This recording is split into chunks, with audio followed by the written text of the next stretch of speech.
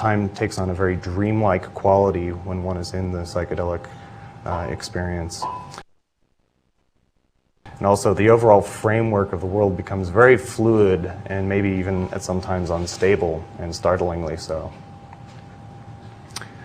So our subjects, of course, had no lack of quotes about the sensory and perceptual effects that they were experiencing.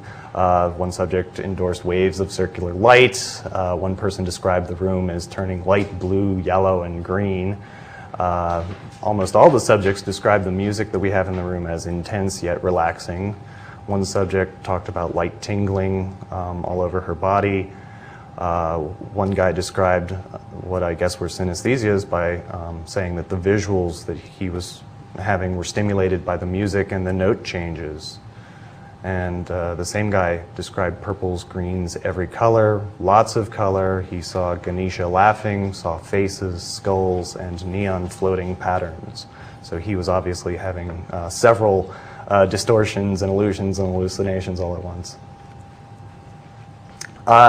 Francisco is signaling to me to remind, I'm going to talk about the methods of our own research later on, but in talking about this, I want to remind or to tell everybody that during the experience, people are wearing eye shades. They're wearing eye shades that have headphones built into them, so external sensory stimuli are blocked off. So all of these changes that people were describing were coming from, were originating internally. The next realm of changes that we see is in the realm of intellectual function and reality testing. Commonly what is seen as a lability of thought form, which is often interpreted as either associational disturbances or as intuitive leaps. During the peak of the experience, some disorganization of thought content or memories can happen, and the psychedelic experience tends to cause altered interpretation of concepts and of complex experiences. All of our subjects described unreal experiences, but all of them were able to remind themselves and were able to remember that they were under the effects of a drug when they were undergoing these experiences. And finally, talk about intuitive effects, which are relatively frequent and very highly valued by users. Intuitive effects include feelings of oneness with the earth, with other people, with the universe, a feeling of, or a sense of having a deeper understanding of life and one's history and one's experiences. This realm covers mystical and religious and transcendental experiences, and also philosophical thinking. You know, questions like, why are we here? What's it all about? These typically come up in the midst of trips. One subject described psilocybin as a great teacher. He said that he was shown that some things in his life are extraneous and unnecessary. He referred to the compulsions that he was having as part of his obsessive compulsive disorder, but also saw bad habits like smoking and junk food as just extraneous and unneeded and perhaps even harmful to his state of well-being.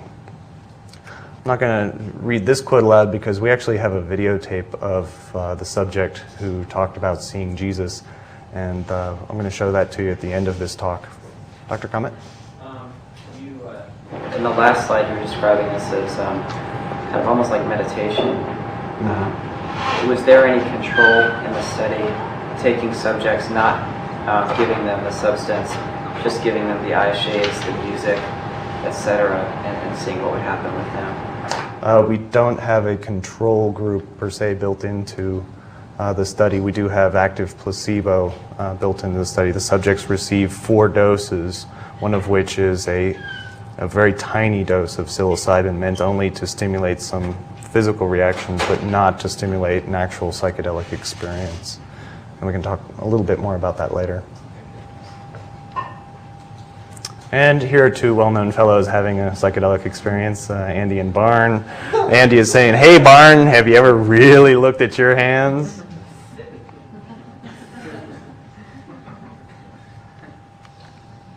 So now we'll talk about adverse reactions to these drugs, because certainly psychedelics are not without their risks. The most common are probably somatic discomfort, which pretty much everybody experiences. Then you have your bad trips, which are really panic reactions to some aspect of the experience. And finally, we have our DSM-4 defined disorders. DSM-4 talks about the hallucinogen use disorders, that of hallucinogen abuse and dependence, and then the hallucinogen-induced disorders, including intoxication, persisting perception disorder, which we'll talk about flashbacks here in a couple of slides. Intoxication, delirium, intoxication or induced psychotic disorder with delusions with hallucinations, hallucinogen-induced mood disorder, anxiety disorder, and of course my favorite, hallucinogen-related disorder not otherwise specified. And this is a good place to note that in the case of hallucinogen persisting perception disorder, there's not been one case reported with use of psilocybin. That tends to occur mostly with LSD. So when you see an adverse event in the emergency room in the clinic, the first thing you want to do is to reassure the person, you want to reduce external stimuli, and you want to just basically provide supportive care. You really want to avoid any intrusive, invasive procedures unless it is unclear to you what they've ingested or how much they've ingested. If you do need symptomatic treatment with medicines, first-line treatment is with benzos or atypical antipsychotics. The atypicals, particularly, I looked over Stahl before I came over here, and I think it's Geodon and Zyprexa that have not only serotonin 2A blocking activity, but also serotonin 2C blocking activity. All the atypicals have 2A blocking, but it's those two that have also affinity for the 2C, so it might make sense to use those as first line. If that doesn't work, then you want to use a serotonin antagonist such as ritonserin for treatment.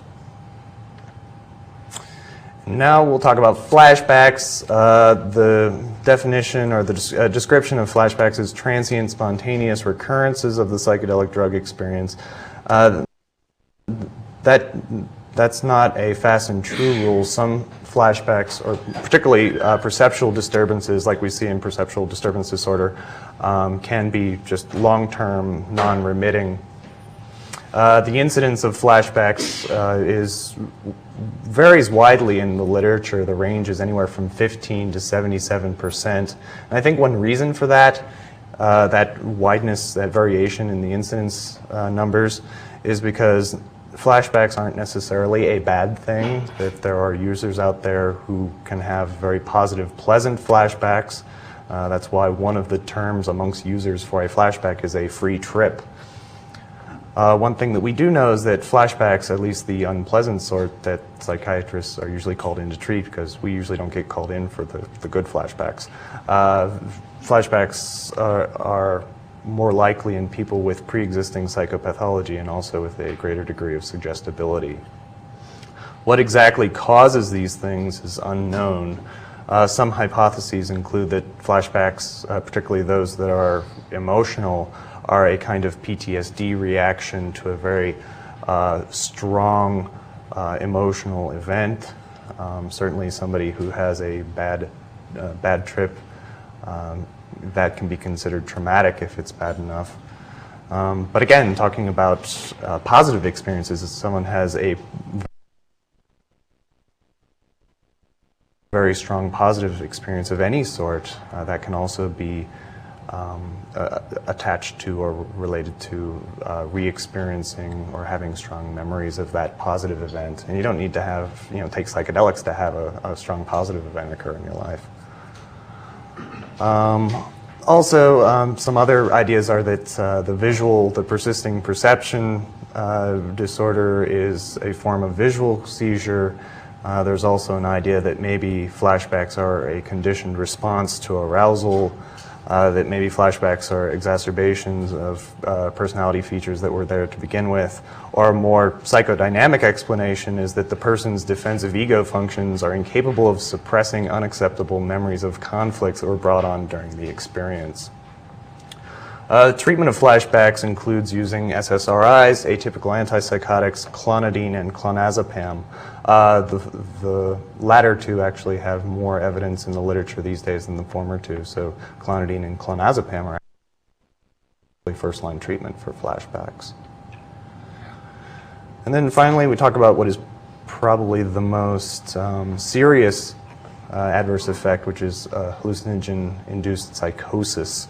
And this, of course, is psychosis preceded by known use of hallucinogenic drugs. The incidence of psychosis is, the mean incidence is 2.7%, the range is 0.08 to 4.6%, and it's very important to note that that is in a controlled setting, in a clinical or research setting. Now, the lower end of the range, towards the 0.08 number, that was in normal, healthy volunteer populations. The larger end occurred more in populations with pre-existing psychiatric disorders.